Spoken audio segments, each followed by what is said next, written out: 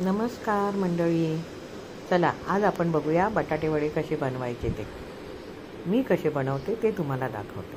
चला, त्याच्यासाठी मी ही बटाटी घेतलेली आहे आणि ती 2 शिट्ट्या करून उकडून घेतलेली आहे.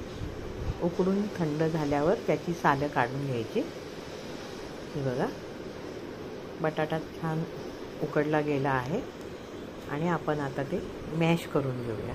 म्हणजे जास्त बारीक पण नाही आणि जास्त जाड पण नाही, असा हा बटाटा मॅश करून घ्यायचा. हे बघा, बटाटा मॅश करून झाला की मग आपण वाटपाची तयारी करूया. तर त्याच्यासाठी आपल्याला हिरवं वाटण लागणार आहे. तुम्ही ही हिरवी मिरची, आलं, लसूण, कढीपत्ता आणि हे कोथिंबीर आणि कोथिंबिरीचे देठ, त्याने वास छान येतो आणि चवीलाही छान लागतात वडे. बडीशोप, जिरं, धणे, हे सर्व साहित्य आता आपण जास्त जाडसर असं भरड करून घेऊया. हे बघा, आपलं वाटण वाटून झालेलं आहे. हे बघा, एकदम बारीक पण नाही आणि एकदम जाड पण नाही, असं हे वाटून घ्यायचं.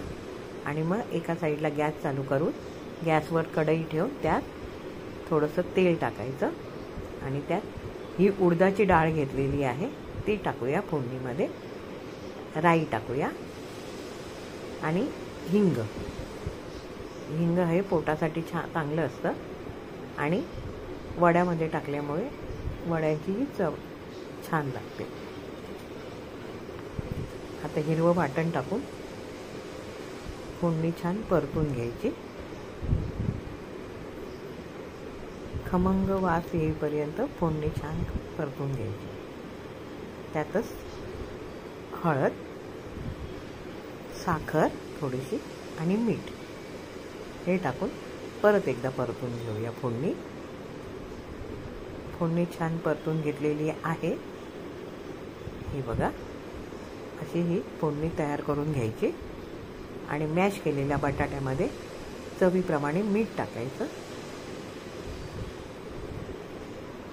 हे बघा, बटाटा एकदम बारीक केलेला नाही आणि एकदम जाड पण ठेवलेला नाही आहे. आता त्यातच आपण ही फोडणी पण टाकूया.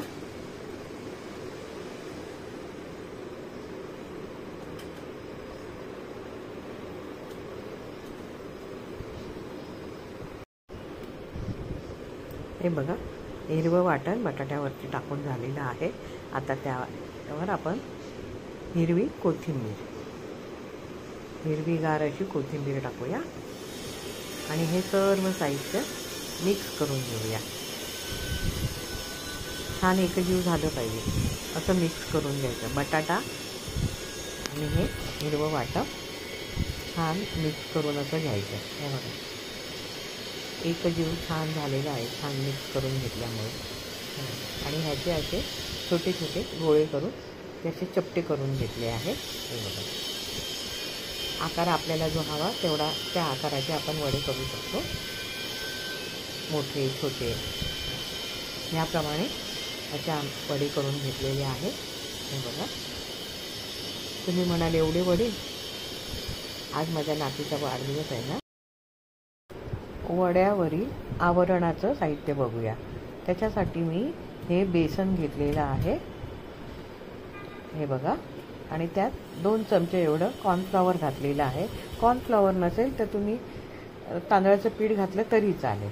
चवीनुसार मीठ, ओवा आणि हळद आणि थोडं थोडं पाणी घालून आपण हे छान एकजीव करून घेऊया. हे बघा, एकजीव छान करून घ्यायचं अशा प्रकारे. जास्त घट्टही नाही, जास्त सहीलही नाही, असं पीठ तयार करून घ्यायचं. आणि हे आपण 15 मिनिटासाठी झाकून बाजूला ठेवूया. हे बघा, तसंच आता आपण इथे गॅस चालू करून गॅसवर कढई ठेवली आहे. त्यात तेल टाकून तेल मंद गॅसवर तापत ठेवूया. हे बघा, पीठ पण आपलं छान फुलून आलेलं आहे. आणि आता आपण आता थोडंसं पीठ घट्ट झालं, मगाशी सैल होतं, आता छान घट्ट झालेलं आहे. आता आपण हे वडे त्या पिठामध्ये घोळवून तळून घेऊया. बघा, असं एक एक वडा टाकून पिठामध्ये आता आपण ते तळून घ्यायचे आहे.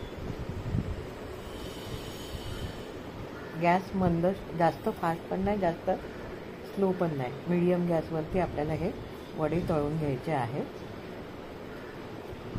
बघा, दोन्ही साईडने छान परतून असे हे वडे तळून घ्यायचे.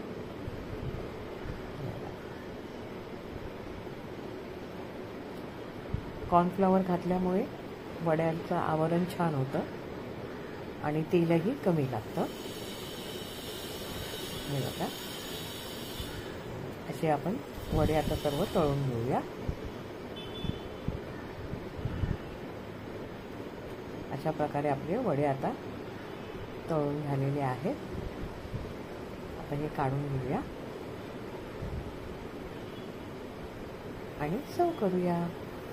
हे बघा, वडे आपले तयार. आणि त्याच्याबरोबरच मी ही हिरवी मिरची पण थोडी तळून घेतलेली आहे, ती छान लागते वड्याबरोबर. अशा प्रकारे तुम्ही पण करून बघा. आणि जर माझी रेसिपी तुम्हाला आवडली तर लाईक करा, शेअर करा, सबस्क्राईब करा, बेल घंटी दाबायला विसरू नका. धन्यवाद.